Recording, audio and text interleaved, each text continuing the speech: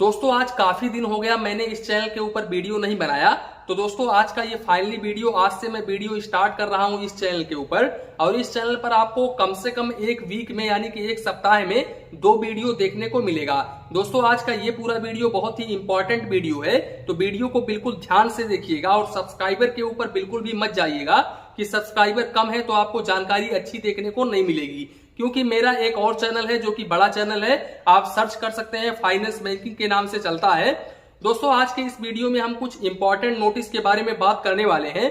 देखो यहाँ पर कुछ बैंकों ने यहाँ पर 1 जुलाई 2025 से अपना मिनिमम बैलेंस चार्जेस नील कर दिया है। आपको पता होगा कि यहाँ पर आपको पहले इन गवर्नमेंट बैंकों में यानी कि कोई भी बैंक हो, कोई भी गवर्नमेंट बैंक हो, आपको 250 रुपए से लेकर के 2000 रुपए तक एवरेज क्वार्टरली बैलेंस या फिर मंथली एवरेज बैलेंस मेंटेन करके चलना पड़ता था। लेकिन अगर मैं आज की डेट की बात करूं तो आज के डेट में 6 ऐसे गवर्नमेंट बैंक हैं जो कि अपना मिनिमम बैलेंस चार्जेस नील कर चुके हैं।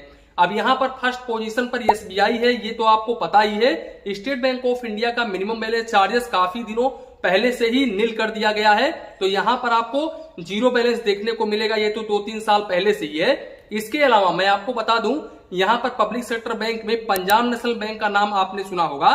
पंजाब नेशनल बैंक ने 1 जुलाई 2025 को अपने ट्विटर के ऊपर एक पोस्ट डाला जिसमें इन्होंने क्लियरली मेंशन किया हुआ है कि भाई साहब 1 जुलाई 2025 से यहां पर आपका कोई भी सेविंग्स अकाउंट्स वेरिएंट हो, आपको मिनिमम बैलेंस के ऊपर चार्जेस बिल्कुल भी नहीं देना पड़ेगा। तो आपके लिए बहुत ही बड़ी खुशखबरी है, पंजाब नेशनल बैंक में आपको मिनिमम बैलेंस चार्जेस नहीं देना पड़ेगा।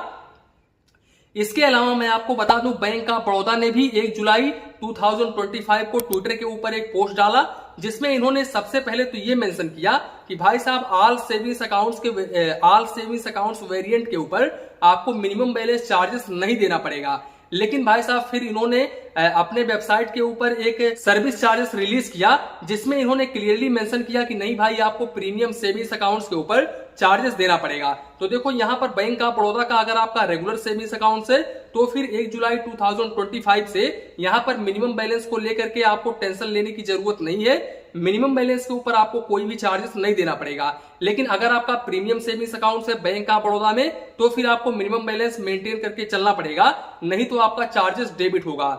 दूसरी बात मैं आप लोगों को बता दूं, तीसरा जो हमारा गवर्नमेंट बैंक है वो है केनरा बैंक। केनरा बैंक ने भी अपने ट्विटर के ऊपर एक पोस्ट डाला जिन्होंने क्लियरली मेंशन किया कि भाई 1 जुलाई 2025 से आपका कोई भी सेविंग्स अकाउंट्स वेरिएंट हो, आपको यहां पर मिनिमम बैलेंस बिल्कुल भी मेंटेन करके नहीं चलना पड़ेगा और ना ही तो यहां पर मिनिमम बैलेंस के ऊपर आपको चार्जेस देना पड़ेगा। चौथी बात मैं आपको बता दूं, यहाँ पर सेंट्रल बैंक ऑफ इंडिया ने भी अपने ट्विटर के ऊपर एक पोस्ट डाला जिसमें इन्होंने क्लियरली मेंशन किया कि 1 जुलाई 2025 से किसी भी कस्टमर्स को, किसी भी ग्राहक को यहाँ पर सेविंग्स अकाउंट्स के ऊपर मिनिमम बैलेंस चार्जेस नहीं देना पड़ेगा। यानी कि सेंट्रल बैंक ऑफ इंडिया का अगर आपका कोई भी सेविंग्स अकाउंट है तो अब आपको मिनिमम बैलेंस की टेंशन लेने की बिल्कुल भी जरूरत नहीं है। मिनिमम बैलेंस के ऊपर आपको कोई भी चार्जेस नहीं देना पड़ेगा 1 जुलाई 2025 से। इसके अलावा मैं आपको बता दूं, एक और पब्लिक सेक्टर बैंक है जिसका नाम आप लोगों ने सुना होगा, इंडियन बैंक जिसे हम बोलते हैं। भाई साहब इंडियन बैंक भी काफी बड़े लेवल का बैंक है और भाई इंडियन बैंक ने भी अपने ट्विटर के ऊपर एक पोस्ट डाला जिसमें इन्होंने क्लियरली मेंशन किया कि 7 जुलाई 2025 से आपको यहां पर मिनिमम बैलेंस चार्जेस नहीं देना पड़ेगा किसी भी सेविंग्स अकाउंट्स वेरिएंट के ऊपर। तो यहाँ पर इंडियन बैंक में आपका कोई भी सेविंग्स अकाउंट है तो यहाँ पर आपको टेंशन लेने की जरूरत नहीं है। अब आपको यहाँ पर मिनिमम बैलेंस के ऊपर चार्जेस नहीं देना पड़ेगा। दोस्तों मैं आपको बता दूं कि ये सरकारी बैंकों का जो उद्देश्य है इस मिनिमम बैलेंस को लेकर के वो ये है कि यहाँ पर ये लोग ग्राहक को अपने तरफ अट्रैक्ट करना चाहते हैं। यानी कि आज के डेट में आप लोग समझ रहे होंगे कि ज्यादातर प्राइवेट बैंक आ गए हैं। अब प्राइवेट बैंक भाई zero balance savings accounts offer कर रहे हैं, तो ज्यादातर कस्टमर्स यहाँ पर प्राइवेट बैंकों की तरफ भाग रहे हैं। तो यहाँ पर गवर्नमेंट बैंकों का ये मानना है कि अगर हम मिनिमम बैलेंस चार्जेस नील कर देंगे तो कुछ कस्टमर्स हमारे तरफ भी अट्रैक्ट होंगे और यहाँ पर कस्टमर्स बेस थोड़ा सा बढ़ जाएगा। तो यहाँ पर कस्टमर्स को देख करके यहाँ पर मिनिमम बैलेंस चार्जेस नील किया गया है और हो सकता है भविष्य में और भी जो गवर्नमेंट बैंक के हैं वो भी अपना मिनिमम बैलेंस चार्जेस नील करें, क्योंकि ये होना ही है। भले ही 2 महीने के बाद में होगा, 3 महीने के बाद में ही होगा, लेकिन ये होगा ही होगा। अब दोस्तों यहाँ पर कुछ भाई हमारे ऐसे थे जिनका अकाउंट इन बैंकों में था और उनके अकाउंट में 200 रुपए से लेकर के 300 रुपए 400 रुपए होता था और वो अपना मिनिमम बैलेंस मेंटेन नहीं कर पाते थे, यानी कि छोटा मोटा वो कहीं पर जॉब करते थे जिसके कारण उनके पास में इतना बैलेंस होता नहीं था। क्योंकि अभी गांव क्षेत्र में भी आपको पता होगा कि कुछ लोग ऐसे हैं जिनके पास में भाई इतना पैसा नहीं है कि वो अपने अकाउंट में बैलेंस रख पाए, तो जिसके कारण वो अपना मिनिमम बैलेंस मेंटेन नहीं कर पाते थे। और ये जो बैंकें हैं मिनिमम बैलेंस के चार्जेस के नाम पर भाई साहब उनका सारा का सारा अमाउंट जो है वो माइनस कर देते थे और अमाउंट काट लेते थे।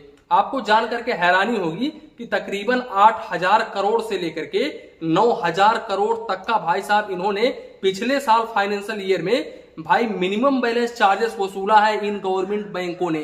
तो आप सोच करके अंदाजा लगाइए कि भाई ये लोग मिनिमम बैलेंस के ऊपर कितना चार्जेस वसूल करके गए हैं। अब हालांकि आज के डेट में भाई मिनिमम बैलेंस चार्जेस तो नील हो गया है, तो आपके लिए बहुत ही बड़ी खुशखबरी है। अब आप यहां पर इन बैंकों में अपना सेविंग्स अकाउंट ओपन करवा सकते हैं। सिंपल भाषा में अब 6 बैंकों में आपको जीरो बैलेंस सेविंग्स अकाउंट देखने को मिलेगा।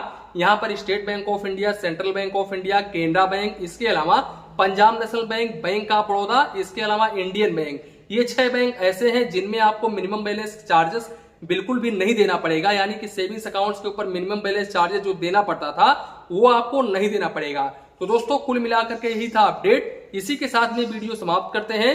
वीडियो पसंद आया हो तो प्लीज वीडियो को एक लाइक करिए और अपने चैनल दीपक बैंकिंग को सब्सक्राइब करिए। मन में कुछ डाउट हो, कंफ्यूजन हो तो प्लीज कमेंट करिए। धन्यवाद, मिलते हैं नेक्स्ट वीडियो में।